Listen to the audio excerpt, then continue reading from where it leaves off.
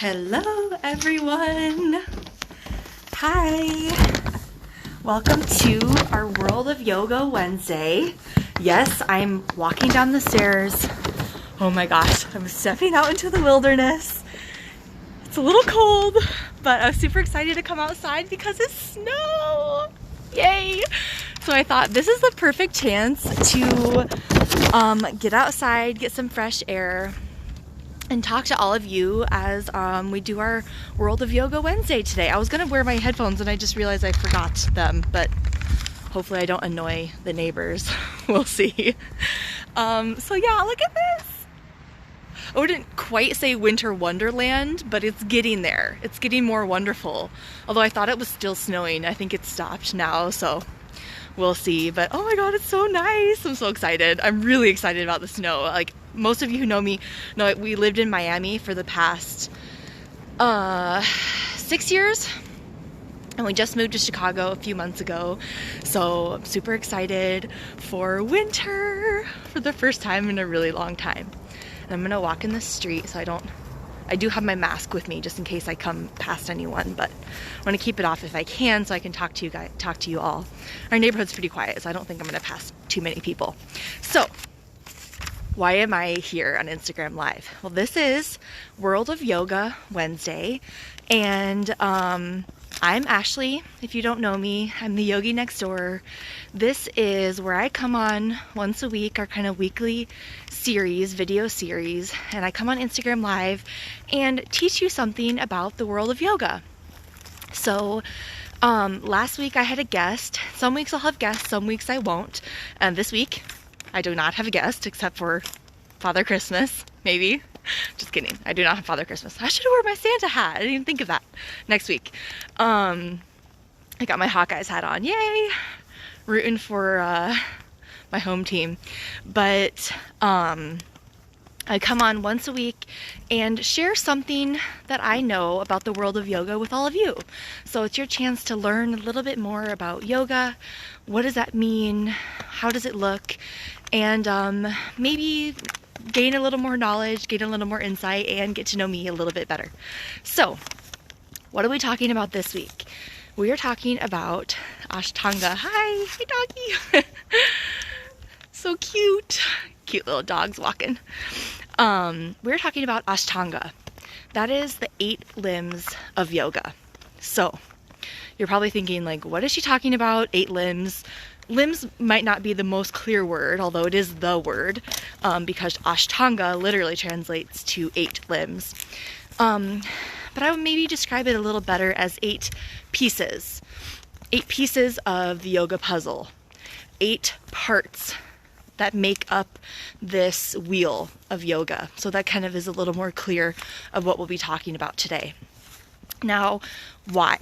Why did I choose this as the topic for our World of Yoga Wednesday? Well, can do this with a little experiment. So I want you to close your eyes, not if you're driving or something, but go ahead and close your eyes. And I want you to picture when I say, hey, I'm a yoga teacher. Do you want to come do yoga with me?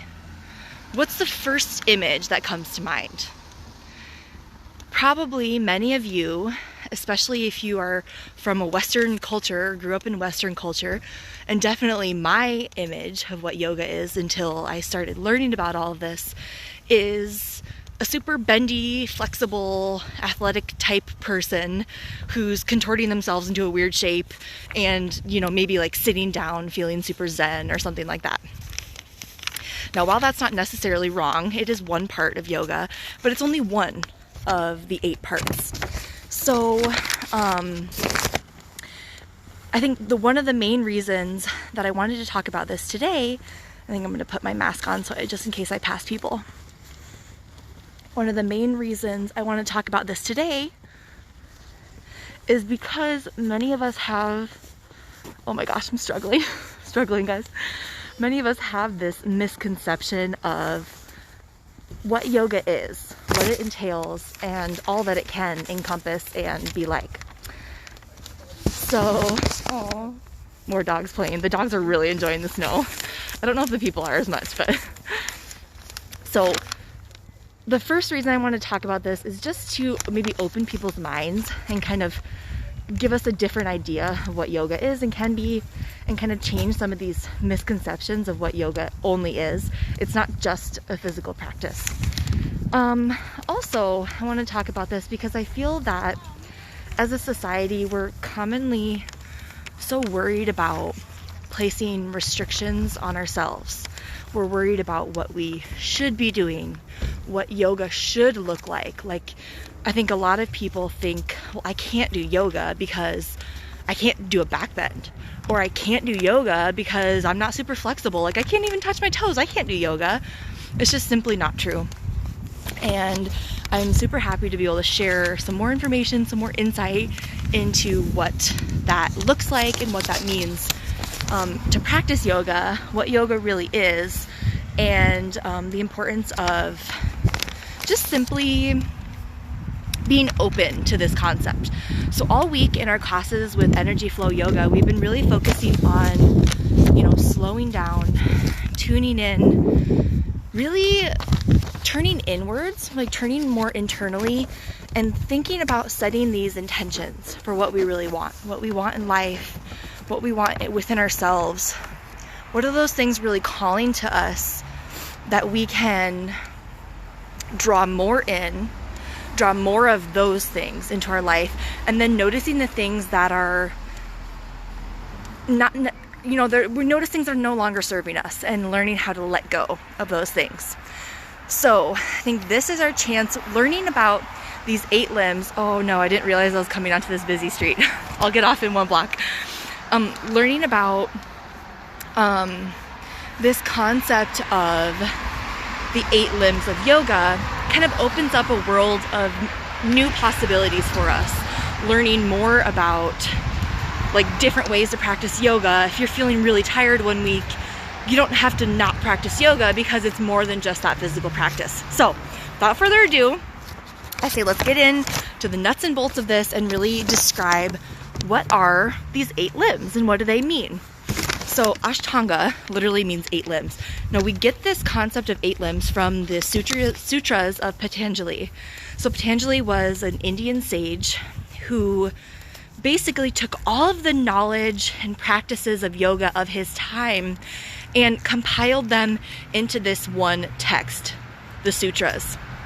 So I'd like to think of the Sutras, and I think they're commonly referred to, at least around my condo, office reference, as the mother text of yoga. This is where our modern day understanding, theories, practices of yoga come from. So I think let's just jump right into it. So basically think of like these concepts came from the organization of the current knowledge of yoga of his time, which he wrote the text, and there's a bit of a debate about when exactly he wrote the text. Yoga's been happening for thousands of years. You can say he wrote the text probably between 500 BCE and 400 CE. So I know there's about a 900 year span there. But sometime in that time, he gathered all of the information he had about yoga and the practice of yoga and compiled it into this text, which we still use and refer to today. So the very first, let's actually start with the first 2. The first 2 limbs of the 8 limbs are the yamas and the niyamas. So the yamas are basically guidelines for how we interact with our environment, how we interact and treat others, and our relationships to our environment and others. And the niyamas are guidelines for how we interact and treat ourselves. So basically, I like to think of them as kind of the 10 commandments of yoga. Now, conveniently, there are literally 10. There are 5 yamas and 5 niyamas.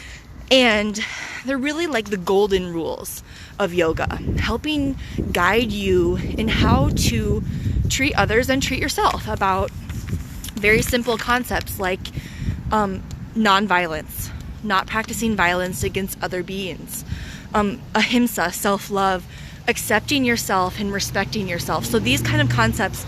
So if you agree with practicing these guidelines, and you do practice these guidelines and treating others with kindness and giving yourself respect and space, you're practicing yoga. hint, hint, you might not have known it, but you are. That's already practicing yoga. So those are the first 2 limbs. The third limb is what probably we most commonly think about. I need to put my hand in my pocket because my fingers are getting numb. What we think about and refer to as yoga is the asana. That's the physical practice. So that's literally getting into the physical postures, the physical movements that we think of as, maybe contortions or whatever, that we kind of think about as our modern day concept of yoga. The fourth limb is pranayama. So pranayama is our breathing practice, our breathing exercises.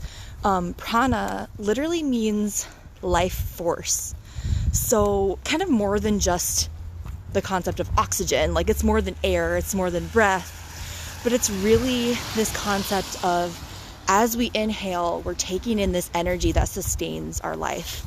So a little deeper than just breath, but basically it means breath, and being aware and intentional of our breathing and how that affects our body, our mind, and our soul. So pretty deep stuff. I think breathing is the most important thing we do all day, and it's the thing we most take for granted because we don't really think about it much. We kind of ignore it a lot of the time. You might notice you're doing something and you've actually been holding your breath. Like, my husband yesterday was trying to do a plank challenge. Like he was like doing a plank in the, speak of the devil, he just joined. Hi, Rodrigo. He was doing a plank challenge and I'm like, breathe, don't forget to breathe. It's so common that we forget to breathe during our day. So if you've ever noticed your breath before, if you've ever been stressed out and just sat there and taken a deep breath and let out a sigh, you've practiced yoga. You've practiced our pranayamic portion of yoga. So you've done a yoga practice before. All right, moving along, the next 3 limbs, 5, 6, and 7, are really, they're all connected with one another, but these 3 especially are super connected. So I'll kind of go through them one by one and then how they all fit together. So our 5th limb is Pratyahara, or withdrawal of senses. So this is really mostly related to our meditation practice. Now, it's not literally cutting off your senses. Like it's not about not smelling, or it's not about not hearing or not seeing, but really more so about becoming so absorbed in what you're sensing, in what you're seeing, hearing, smelling, that all outside distractions fall away. So for example, if you're meditating and you can hear the clock ticking, you become so absorbed listening to this tick, tick, tick, tick, that all of a sudden those distractions, those worries, maybe your anxieties or fears of the day kind of melt away. And that's that sense of the pratyahara, the withdrawal of these senses. So number 6 is dharana, which is concentration. So kind of taking that same concept of first becoming absorbed with our senses and then concentrating on them. That's why I said these 2 really go together. Dharana, the concentration, so noticing the senses and then becoming so concentrated on them and absorbed in them that we almost lose the ability to be distracted, which leads us to number 7, which is dhyana, and that is our meditation. That's our meditation practice. So once we're practicing the pratyahara and dharana, then that's when we're really meditating. And I think talking about misconceptions of yoga, I think a lot of people have misconceptions about what meditation is. I think people think it's sitting there and not having any thoughts, not having any feelings or emotions. But really, it's about noticing and honoring those things. So, becoming so absorbed with our senses and drawing back to our pranayama, becoming so absorbed. I think a lot of times the easiest sense to focus on is our pranayama, our breathing, that we are now in this meditative state where we're calming the fluctuations of the mind, which, as Patanjali defines, is really the purpose of yoga, the goal of yoga, to calm disturbances in our mind. So, we have our physical practice. Well, we have our treatment of our environment and our world. And then we have our physical practice. We have our breathing practice. And then we have this 3 things that kind of culminate together in this meditation practice. So what do all these things add up to? What do they all equal? And that answer is the 8th limb. So our 8th limb and final limb is samadhi. And samadhi means, I would say, it means the complete integration of all of these things. It's often referred to as enlightenment, bliss. Hi from Turkey. Hello, Turkey. Welcome to my Instagram Live. I'm so happy that you're here. Hopefully you have a sense of samadhi today, of bliss today. It's our kind of the culmination of all of these things coming together. It's not about escaping from life. It's not about like, oh, I'm now samadhi, I'm now blissful, I'm now just like, floating around on a cloud, like la-di-da, super zen, yogi, goddess all the time. Although, that would be cool, I guess. That's not really the purpose of samadhi or even the meaning of it. It's about realizing reality, not escaping from it, but really realizing, really truly seeing the life that's in front of you. And then accepting that in each moment. So this is not a permanent state. It's not like going up the stairs where you walk up one stair at a time and you get to the top and you're like, now I'm samadhi and everything's done and now I'm just, the perfect little yogi. Not at all. It's a moment by moment state, I might say, more so than a permanent state. You may find this in moments throughout your life when you're really focused on culminating all aspects, all of the other 7 limbs. This samadhi state is kind of what you culminate all together at the end, not necessarily end, because it can come and go in different moments. But that might be, I don't like to say it's a goal, because that's kind of putting a lot of pressure, like you need to feel this blissful moment during your yoga practice. But I would say it's a potential outcome.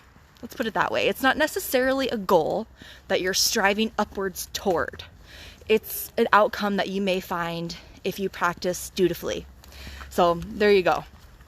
That's Ashley's take on the Sutras of Patanjali. Not that you really asked for it. But yeah, so those are our 8 limbs.